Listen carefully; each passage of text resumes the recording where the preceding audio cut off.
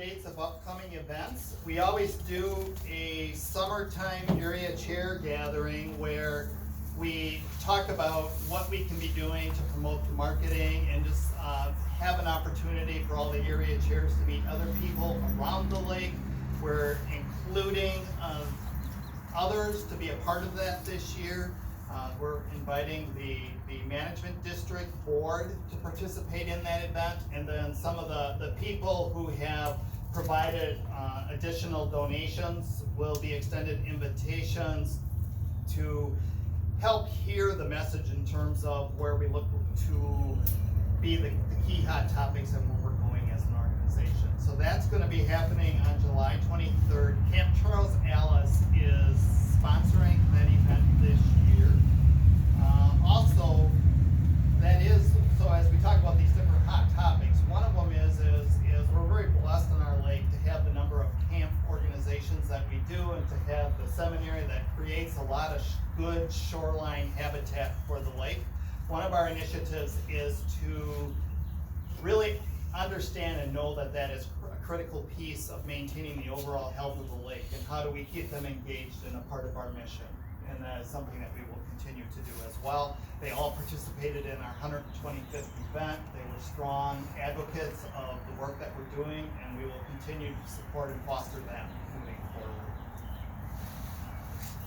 So, and then the fall meeting, we moved it out a bit because this meeting happened a little bit later. Usually we do our fall meeting in September. We moved it to early October this year just to give a little bit more time, but that meeting will be, again, most likely inside, but if it's a gorgeous fall day, we may do it out here in the pavilion again. This is a great setting. So please mark those dates on your calendar. We thank you for your support and love the participation that we get at these meetings. With that, I would like to open it up for any other topics of discussion that people might want to bring up or talk about this morning before we adjourn. So I also represent the Jesuit Island, and we've had a substantial beaver issue, and I was asked to inquire if you had any recommendations. We have a trapper. But is there anything you can do? Yes, if you could talk to me afterwards. I had several conversations with the DNR on this topic, and I was surprised at some of the recommendations. But trapping is definitely an opportunity of being able to, or I'll say, eradicate the beaver and the beaver issue. Okay. Chicken oil. A small point. I think the camp directors or whoever you want to should be invited to this meeting in October. Specifically given a written invitation as well. Okay. That's a good recommendation. The recommendation was what? To make sure that we invite all of the camps that are on the lake to a personal invitation to attend our meeting. Okay. There was, Tom, did you want to mention anything about the cobblestone that we had said at the end of the meeting we were going to? Well, no, I don't know anything, but it's what I heard. Maybe John knows more than I. What I heard is that it's going to be, if the construction gets there and it isn't wrapped, that it's going to be torn down. Well, the latest is they want to put up scaffolding, and they're saying it's faster and cheaper and more effective. And this was like a couple days ago. I saw it on our Facebook page, and so that's all I know. The owners are still trying to raise money. I know that. So I've been kind of involved in that a little bit, and they've raised $25,000 to do the scaffolding or wrapping. The scaffolding will be similar to what you see in most big cities when they do construction over the sidewalks. That way, stones do don't fall off. They're gonna look at some of them to see if maybe some of them need to be plugged back in, if you will, with some cement. The owners did not want to turn it over to the Historical Society. So they have some kind of plan, but it has to be obviously a good amount of money put back into it. And they'll do some kind of monitoring during reconstruction. They've moved the phase of the square out to August to give time to get that scaffolding up. They say they get the scaffolding up in about 2.5 weeks from now. And then they'll just move the phases around a little bit on construction. I think the Historical Society, I talked to the president, and I know that even if they're not taking ownership of it, that they are right there with the current owners and I think they've got some money to put into that project too. It's gonna cost some bucks. Yeah, it's a big project because the building's in bad shape. A lot of timbers are rotted out, and hopefully it can be saved, but the type of study needed to know really what the scope of it is has not been done yet.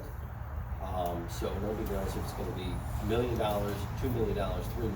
Nobody has a clue.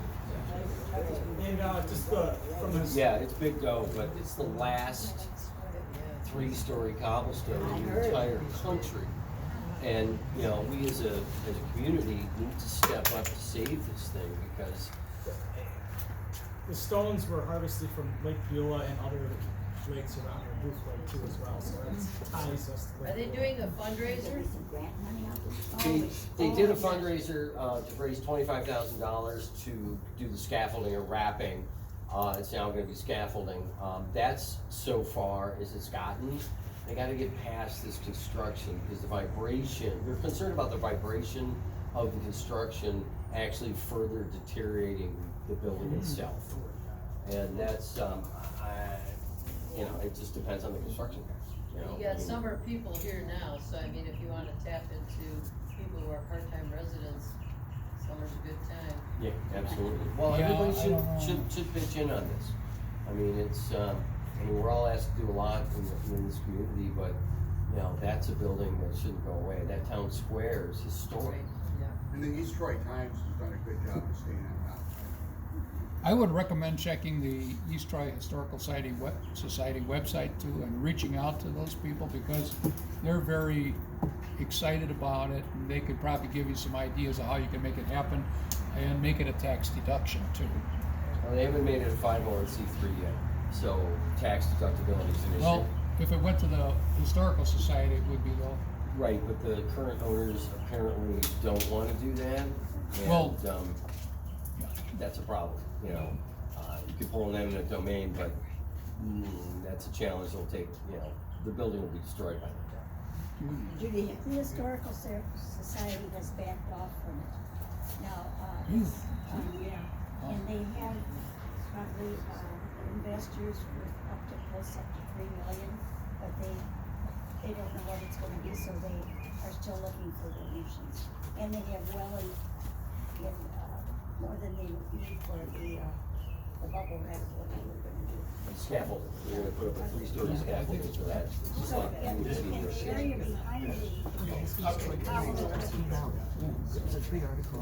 So, do you have a point that you wanted to make? I just wanted to say that the area behind the cobblestone is still owned by the Lynn family, and that will be tied in with very attractive shops, which we know that they certainly have done a good job of sprucing up. Great. It should be a really nice. Thank you. And you might be wondering, why are we having this discussion here at the Lake Association? So the Historical Society is a strategic partner. They participated in our 125th event and they wanted, there was a request for us to put this on our agenda. We felt that at the end of it, as with them being a partner of ours, that we would bring the topic up and make people aware of it. So that's why we're having that discussion. It's also the only standing 3-story cobblestone in this country. So any other comments, questions before we adjourn? Tom? Yeah, just a reiteration of what might have been said before. Try to get some more members for the LBPIA. There's strength in numbers, and there's an article in the newsletter which says, what do you get from your membership? And there's some, I hope, some persuasive discussion there that could be used in a discussion with your neighbors on what do they get, because you know, like I used to be in charitable fundraising for a while, and people want to get a pen or You know, so, but there's a lot of benefit to what they get, and to protect our investment, we need to have all the members we can get. Hey, thanks, everyone. Can I have a motion to adjourn? Motion to adjourn. Okay, second. All in favor? Aye.